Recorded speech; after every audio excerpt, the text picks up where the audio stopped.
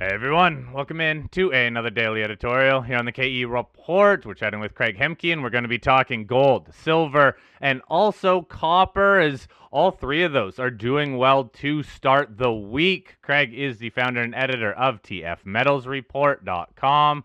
Now, Craig, there's an interesting concept that we were talking about off mic when we came into this call, looking at the commodities sectors, looking at gold. And you outlined the COT report, something we talk to you on a regular basis about. And with some of the recent price movements, even the recent weakness in gold, the little bit of a correction that we've seen, you said you didn't see a huge change in the COT reports in any of the positioning.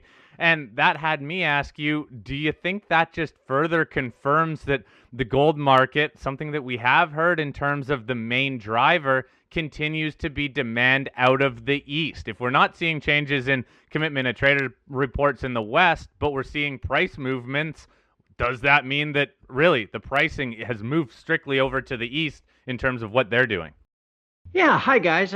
That's certainly, you can make that case.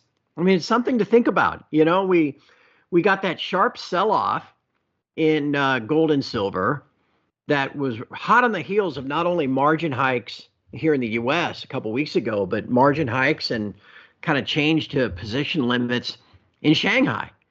And so it's like, well, was that the main driver of that pullback, or was it some war premium coming out? Was it just some natural profit taking? The weird thing is that typically, and again, I guess my history is 15 years of watching this, in a bull market or bear market for that matter, you can watch the positioning of the speculators versus the banks in, the commercials versus the speculators, the swap dealers versus the hedge funds, however you want to look at it. And you can watch them move. The hedge funds are typically getting long, and as they get long, the banks get short. Then eventually you run out of speculator buying and it kind of stalls and momentum starts to ebb, and all of a sudden price rolls over and the speculators start to liquidate and take profits, and that allows the banks to cover. And I mean, it's this predictable process. And that's how it's always worked. What's really odd is that in this most recent pullback, where over the last two reporting weeks, so we're talking April the 19th to last Tuesday, something like that, gold fell $105 over those 10 trading days, and silver fell $2. Now, after the rush of price we'd had, in any typical environment, you thought, okay, a huge speculator rush, and now the price going down, the speculators are dumping all those longs. And that hasn't been the case at all. If you net it out over the 2 weeks, the speculator positions or the hedge funds, if you want to really dig into the weeds, have barely changed in both gold and silver, leading to the bank position barely changing, which then makes you wonder all kinds of things. What's really going on here? So maybe that's to your point, Corey. Maybe, again, we always used to talk about the futures tail wagging the spot dog. Maybe now it's the Chinese tail hanging, wagging the COMEX LBMA dog. But boy, interesting phenomenon. Something that again, anybody that tries to tell you they know exactly what's happening is probably just winging it. Yeah, you said it, Craig. I was just going to mention that isn't the gold market just such a dynamic global market that it's hard to pinpoint it down to just one thing. And I know the financial media loves to distill it down, and even investors love to distill it down to just one thing, like, oh, it's moving up because of a war premium, or it's a technical breakout, or it's the East buying more than the West, or it's the Fed. But there's so many different dynamics. There's currency exchanges. There's people buying for different reasons in India for wedding season, and somebody buying in the U.S. as a store of value. There's so many drivers to it. Is it just a fool's errand to try to peg the movements in gold to any one thing? Well, that's a good point, Shad. And I think it's really on a daily basis now. It's a function of all those different things. And that's, again, to your point, anybody that tries to say it's just one thing, like a lot of times, not to pick on them, but technical analysts will try to say, well, you can explain all this, by a wave count of this and a subwave of that and all this kind of stuff. But you can't, that's not the case at all, especially not in the precious metals.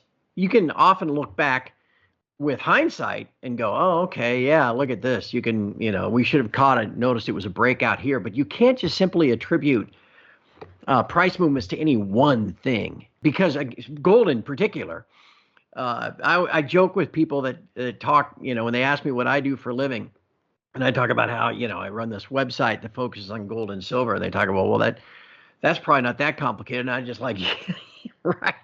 I mean, if you're going to track gold and if you're going to make it your sole focus, you kind of have to become, well, I wouldn't call myself an expert at anything, but you have to develop some expertise at least in geopolitics, macroeconomics, monetary policy, politics, physical precious metal supply and demand. I mean, I can go on and on and on.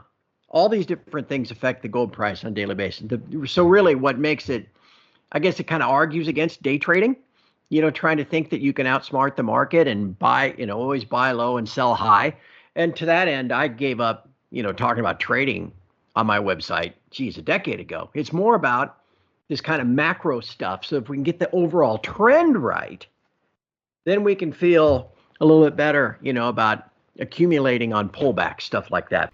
Oh, it's so true. It's about trends, too. There's a lot of investors out there that don't care what market they're in or what reason it's moving for. They want to play trends, and it's been something that the gold price had lacked for quite a while as it was moving sideways for a few years.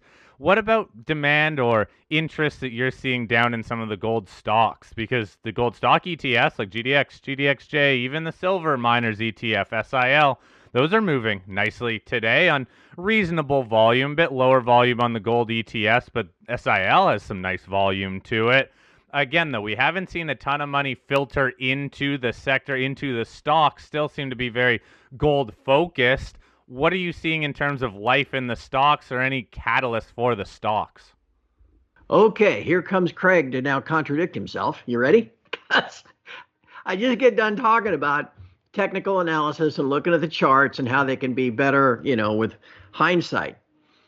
But if you do want to pull up a chart of, say, the GDX or the SILJ, you can look at those longer term. I'm talking, like the weekly chart or even longer, monthly charts if you want. And you can see that both of those, if you want to use those ETFs as a proxy for their respective sectors, both of them are reaching very critical points. They've been in long-term either downtrends or consolidations. And in the GDX, which is currently 34 something, the area around 36 is vitally important. For the SILJ, $12 is extremely important. And again, now I'll tie this back so I don't sound like such a hypocrite, because if you go through those levels, and any generalist, anybody that runs, a family office or a hedge fund or something can look at that and go, "Ooh, look at the breakout," because you've made it through those levels. Then it becomes kind of self-confirming. If you go, "Well, look at the breakouts, now I got to buy some," and then it really gets breaking out, and away it goes. So I would watch for mining share aficionados and people that have an interest and they're enthusiasts for the sector. Watch those levels of those ETFs, because if you can break through 36, you could get a lot of people trying to clamor to get on board the train because it's an easily recognizable breakout. And again, in silver, in the silver miners, that level in the SILJ is right around 12.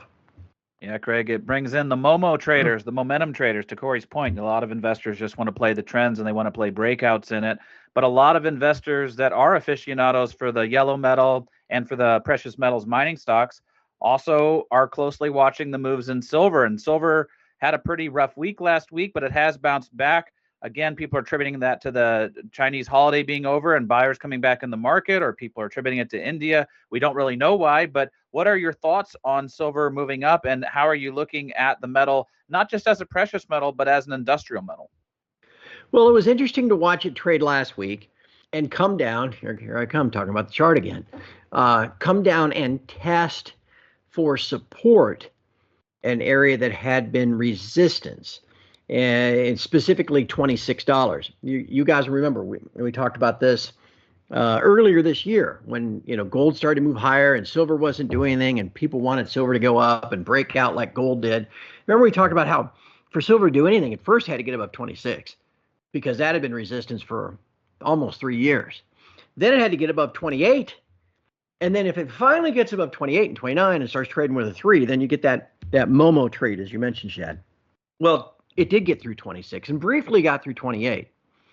But then on a pullback, what you want to see happen where there had been resistance and trouble getting up and through a level, once you're through it, you want that to become support. And so far, that's what we've seen in silver. I think we came down a couple times last week to about 26.25. And each time we rallied.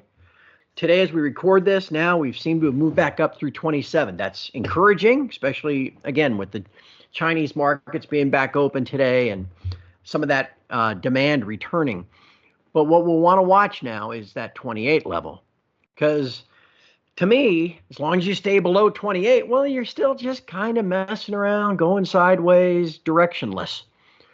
But if silver later this week starts trading above 28 again, that I think would be a signal that we're going to take another stab up toward 29. And eventually that level gives way, just like $2,000 did for gold. But again, we can't talk about that just yet. It's nice, great day today, a lot of fun. But we got to get that 28 plus in the front month silver contract to start getting optimistic in the short term. Craig, it is all about 30 though, isn't it? Like, as much as we want to talk about these different levels, silver breaks 30 and it's a completely different ballgame. And to your point, Corey, you can see this on the chart. If you pull up the spot price, and there are all kinds of websites that can do this for you. The one I use all the time is barchart.com.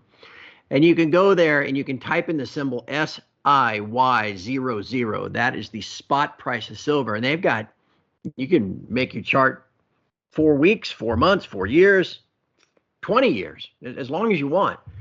And if you go back and look, since we've been going sideways since 2000, the spot price of silver has gone up on an intra-week basis, right to 29 or briefly over 29.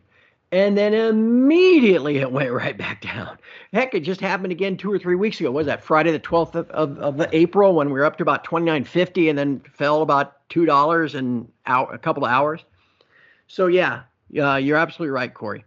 That's the level. Not sure why 29 is so important, why price goes up there and then immediately falls back so many times in the last 3 to almost 4 years. But boy, oh boy. When the time comes that it does get through there, demand is such that those defenses fail, that resistance fails, and starts trading with a 3 handle, that's going to be a point where, again, as Shad mentioned, there's going to be another big rush of people to come in. Now, reminder, this isn't unprecedented. Most folks remember 2011. In January of 2011, silver was $18 an ounce. And by April, end of April, it was 48. That's how quickly it can move if it gets on speculating trading fund radar. And so it wouldn't be unprecedented to see something like that happen again.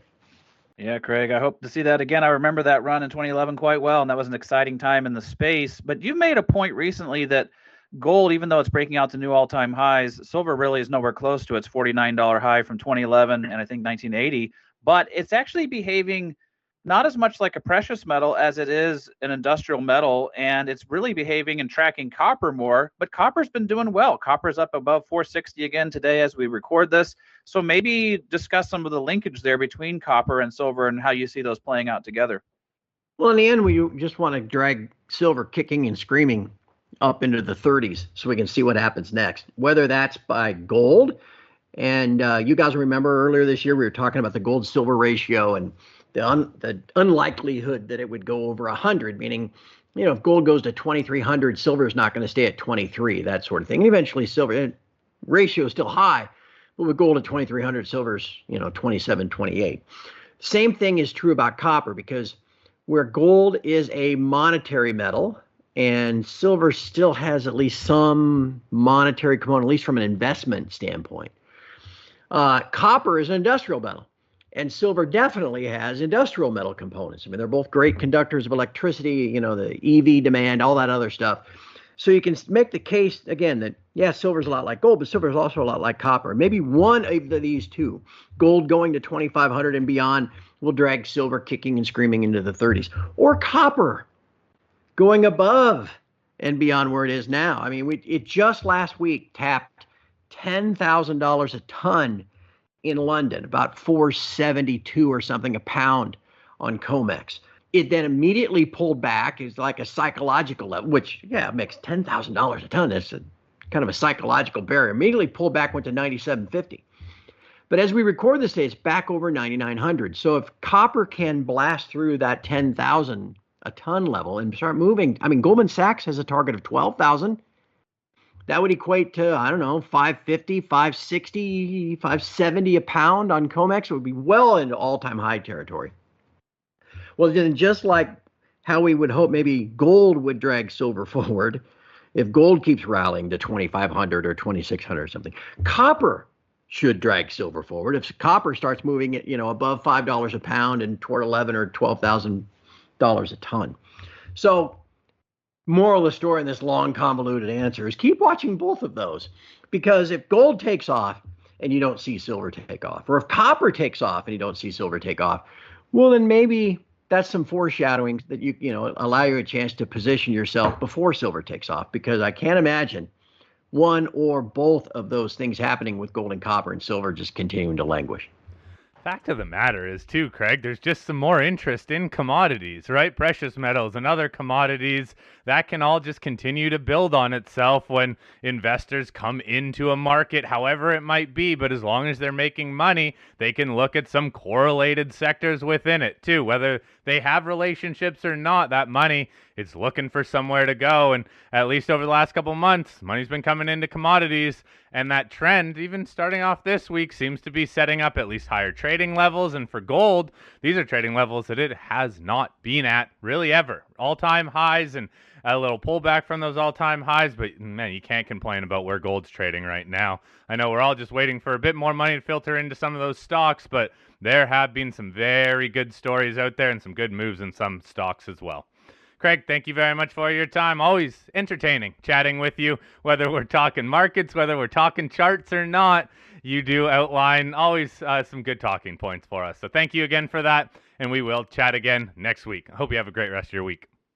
Thanks, guys. I always look forward to it.